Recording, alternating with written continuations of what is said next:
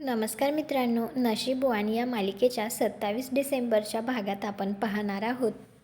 गिरिजा घरी असताना नागेश्वरला म्हणत असते, हे नागेश्वर घोरपडे यांनीच माझ्या वडिलांचा खून केला आहे. आणि गिरिजा जेव्हा हे सगळं बोलत असते त्यावेळी रुद्रसुद्धा तेथेच असतो आणि त्याला हे ऐकून तर धक्काच बसतो. परंतु काही वेळेनंतर आता गिरिजाला तिथे तिचा भाऊ म्हणजेच मोनू दिसत नाही, तर ती आता मोनूला इकडे तिकडे शोधत असते. त्यावेळी आता नागेश्वर तिथे येतो, तर गिरिजा त्याला विचारते, कुठे घेऊन गेली सावी मोनूला? तर नागेश्वर म्हणतो, लय डेंजर ठिकाणी नेलंय बघा. आणि नागेश्वर आता मोनूचा आवाज गिरिजाला त्याच्या फोनमध्ये ऐकवतो. तर त्यामध्ये आता मोनू म्हणत असतो, तायडे तायडे मला वाचव. तर नागेश्वर तिला म्हणतो, बघू तू आधी पोचती का त्याचं मरण आधी पोचता येते. तर गिरिजा लगेच आता धावत पळत त्या ठिकाणी येते जेथे मोनू असतो.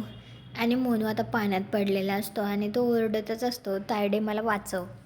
मोनूला अशा अवस्थेत पाहून तर गिरिजाला धक्काच बसतो. त्यानंतर इकडे आता नागेश्वर त्याच्या माणसांना सांगत असतो, दिसतील तिथे संपवा त्या दोघांना. तर आता संध्याकाळची वेळ असते आणि गिरिजा आणि मोनू एका ठिकाणी लपलेले असतात. आणि नागेश्वरची ती माणसं आता त्यांच्या मागे लागलेले असतात, त्यामुळे आता ते घाबरून एका ठिकाणी लपलेले असतात. आणि त्या ठिकाणीच आता देवीचं एक छोटंसं मंदिरसुद्धा असतं. तर त्या ठिकाणी आता एक महिला येते आणि ती म्हणत असते, असं घाबरून चालणार नाही. ओरडून सांग या सगळ्या जगाला, तूच आहेस खरी नशीबवान. आणि गिरिजाला कळत नाही की ती नेमकं कोण आहे.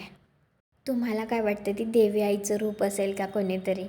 कॉमेंट करून नक्की सांगा. व्हिडिओला लाईक करा, आपल्या मराठी मालिका चॅनलला सबस्क्राईब करा. भेटू पुढील भागात.